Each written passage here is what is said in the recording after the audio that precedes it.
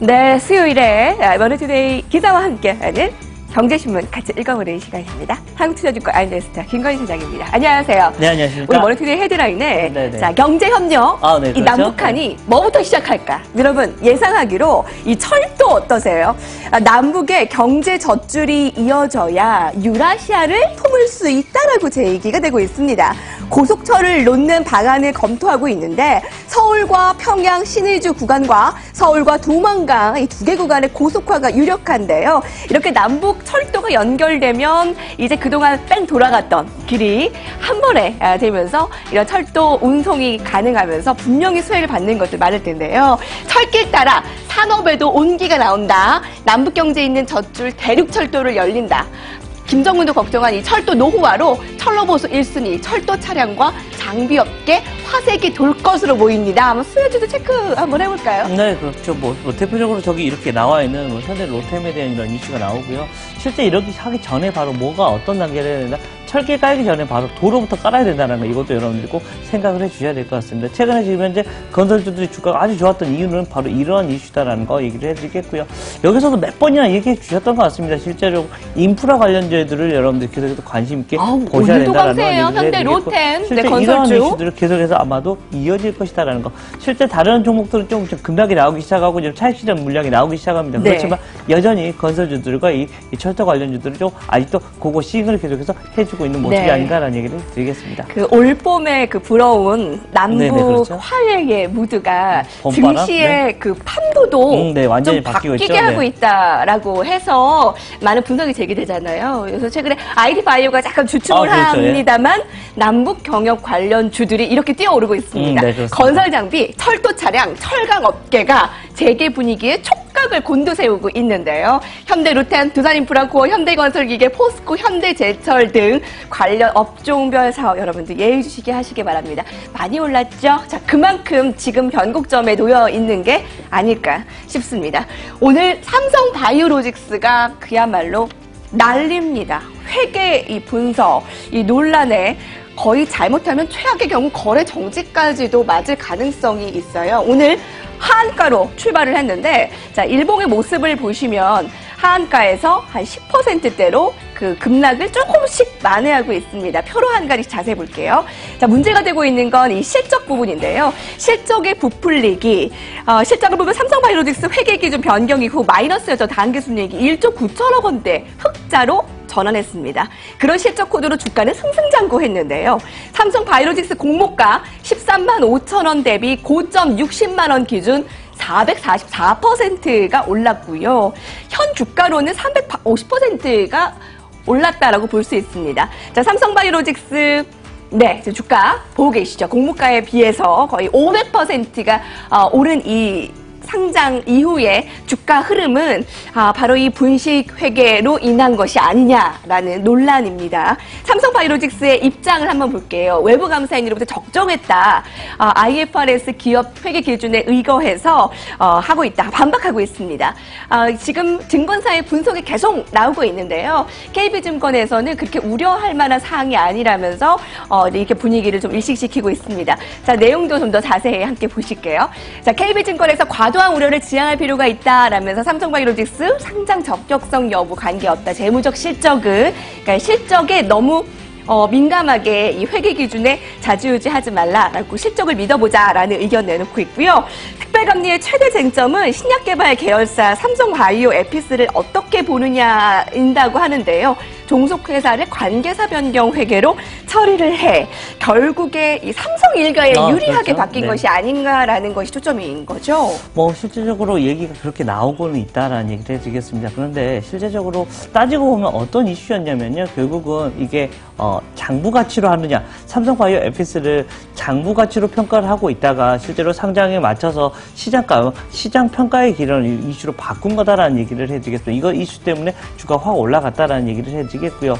실제적으로 뭐 지금 국제회계 기준에 의거해서 실제적으로 회계법인에서 이렇게 옮기면 좋겠다는 거, 우리나라의 4대 회계법인 2군데서 이렇게 적정 의견을 표시를 했다라는 얘기를 해드리겠고, 또 이렇게 하고 나서 야 실제로 우리 상장해도 되니라고 상고거래소와 금감원을 다 물어봤습니다. 근데 그때는 오키 해도 돼라고 얘기를 했기 때문에 사실은 좀 길게 보면 괜찮지 않을까. 또 그렇고 이런 이슈가 나왔던 적이 있었던 게 뭐다? 바로 이 카이와 우리 한국항공우주와 대우조선해양이 있었는데 다 어떻게 됐습니까? 다 잘 넘어갔던 걸로 여러분들 기억을 해주시면 될 것 같고요. 아마도 이거는 일회성 이슈가 아닐까. 그리고 오늘 오후에 또 삼성바이오로직스에서 또 기자회견을 한답니다. 왜 이렇게 됐고 뭐가 이렇게 바로 얘기를 해줄 거니까요. 다시 그때까지 또 이 이슈를 계속 나타낼 수 있지 않을까라는 얘기 해드리겠고, 삼성바이오로직스 뭐 하는 회사입니까? 실제로 바이오 시밀러라는 게 얼마나 매력적인 사업이라는 거 여러분들 알고 계실 거고, 앞으로 삼성을 이끌어 나갈 어떻게 보면 하나의 축인데 이렇게 쉽게 어떻게 보면 허락하지 않을까. 계속 잘 될 수 있을 것 같습니다. 점점 다시 괜찮아지는 모습이고요. 오늘의 수급을 보시면 실제로 어떤가요? 외국인들을 보면 사고 있습니다. 매수를 하고 있습니다. 매수를 하고 있고, 그래서 기관은, 지금 낙폭을 좀 줄여나가고 있는 거죠. 한 10,000주 정도만 살짝 매도. 그렇게 아침보다 좀 줄었더라고 하더라고요. 지금 제가 나오기 전에 확인하고 왔는데, 그리고 오늘의 대부분 매매를 누구냐면 바로 개인들이 하고 있습니다. 실제로 개인들이 아침에 놀래서 다 매도를 하다가 개인들 아닌가 보다 하고 다시 한번 올라가고 이런 식으로 실제적으로 기관과 외국인은 차분하게 그냥 이걸 현재 대응하고 있다는 거 여러분들이 좀 생각을 하셔야 될 것 같습니다. 그야말로 정말 난리가 났던 아침 시간이었어요, 여러분. 그러니까 놀란 가슴을 주체하지 못하고 매도를 하고 일단 좀 나아지려나 보다. 근데 오후에 기자회견 예정되어 있고요. 좀 정상화 예상하고 있는데 문제가 이 삼성 일가의 이 부풀리기가 아니냐, 이 분식회계로 실적이 너무 공모가 부풀려진 게 아니냐 하는데 증권사에서는 그 정도는 아니다라고 얘기를 하고 있는데, 자, 주가 흐름 지켜보시기 바랍니다. 오늘 머니투데이에서 5년 후에 삼성전자를 전망했는데요.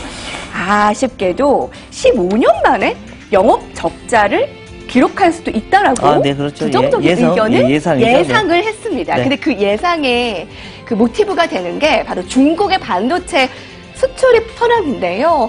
중국의 반도체 시장이 매우 커지고 있습니다. 이 한국을 뛰어넘는 이 반도체 그 현황을 볼 수가 있는데, 자, 특히 중국의 반도체 업체들이 발빠르게 수출입을 늘리고 있기에 삼성전자를 뛰어넘을 가능성, 중국의 반도체 업체들이 공급을 대폭 늘릴 예정이라 디램과 낸드 플래시 가격 급락이 전망되고 있고요. 자, 이런 예상이 나오는 이유가 LG 디스플레이가 6년 만에 영업 적자를 냈기 때문에 삼성전자도 이렇지 않으라는 법 없다라고 예상하고 있어요. 자, 근데 댓글 오늘 100개 이상 나오고 있는데 삼성전자 너무 밀어내기 아니냐라는 그 시각이 네티즌들이 더 우세했어요. 자, 어떤 얘기가 다르냐면 결국 앞에서 우리 LG 디스플레이 쪽이 실제로 1분기 적자가 나왔다는 거. 그건 뭐였냐면 사실은 LCD 패널 가격이 좀 급락이 나오면서입니다. 실제 중국 쪽에서 LCD 패널을 너무 많이 만들어내고 있기 때문에 공급 측면에서 좀 깨진 거다. 그렇지만 여전히 뭐라고 얘기를 하냐면 OLED 쪽에서 적자가 나면 다시 돌 수 있을 거다라고 얘기를 하고, 실제 LG 디스플레이에 대한 이런 이슈도 그렇게 아마 마무리가 될 가능성이 큽니다. 아마도 원래 하반기 때에는 다시 올라온다라는 거. 삼성전자 같은 경우는 그렇습니다. 실제 어떤 부분으로 되어 있습니까? 삼성전자 같은 경우는 반도체 쪽이 지금 현재 가장 영업이익을 많이 내고 있죠. 그 다음으로 휴대폰, 그 다음에 백색 가전에 대한 이렇게 황금 분할이 되어 있는 게 바로 이 삼성전자입니다. 그런데 지금 현재 이제 반도체가 꺾이기 시작하면 숫자가 꺾여야 되는 거 아니냐라는 이런 고민을 하고 있습니다. 삼성전자하고 지금 현재 중국의 지금 현재 기술력이 상당히 많이 나오고 있습니다. 물론 5년 후면 아직은 저도 잘 모르겠습니다. 물음표가 찍히긴 하지만 여전히 삼성전자가 그 차이를 계속해서 벌려나갈 가능성이 아주 커 보이지 않을까라는 얘기를 해드리겠고요. 64단, 128단, 이렇게 250단, 계속해서 이렇게 차이를 낼 가능성이 아주 크다라는 얘기를 해드릴 수가 있을 것 같고요. 이렇게 되면 삼성전자를 계속해서 수요를 있을 수밖에 없지 않나. 그리고 지금 현재 삼성전자가 가지고 있는 현금을 가지고 있으면 실제로 어떻다?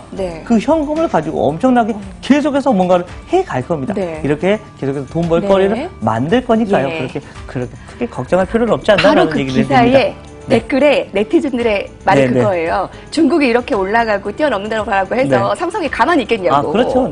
가만히 앉아서 바라보고 있겠냐고. 당하고만 있을 거냐고 라는 건데, 일단 거국적인 반도체 산업의 육성의 붐이 중국에서 불고 있다는 거는 우리가 체크를 해볼 수 있고요. 중국은 자동차 LCD에서 한국을 이미 따라잡았습니다. LG 디스플레이 LCD 시장에서 BOE가 누르고 지금 1위 자리에 올랐고요. 다음 차례는 혹시 반도체가 되지 않겠냐라는 게 우려감 섞인 기사 함께 살펴봤는데 지금 삼성전자 거래 정지 중이잖아요. 아, 네, 그렇죠. 네, 이번 다시 주에, 이제 네. 재개되는 거 네. 언제 이번 주 금요일에 금요일에. 다시 시작을 합니다. 네. 재개 후 또 한 번 또 우리 또 특집으로 또 살펴봐야 아, 되겠죠. 네, 오늘 네. 마지막 특징주입니다. SK이노베이션이 자사주 매입을 했는데 통 큰 자사주 매입입니다. 1조 원 매입 계획에 4% 이상 강세를 나타내고 있는데 지금은 주가가 조금 더 상승폭을 어떻게 늘려나가고 있을까요? 1조 원 규모의 자사주 52만 주 취득, 발행 주식수 기준 5.63%에 해당하는 건데 주가 부양 의지가 확고하다라는 것을 보여줬고요. 네, 그렇죠. 순수 주주 가치 제고를 위한 자사주 매입이 이번에 최초로 관심을 끌고 있네요.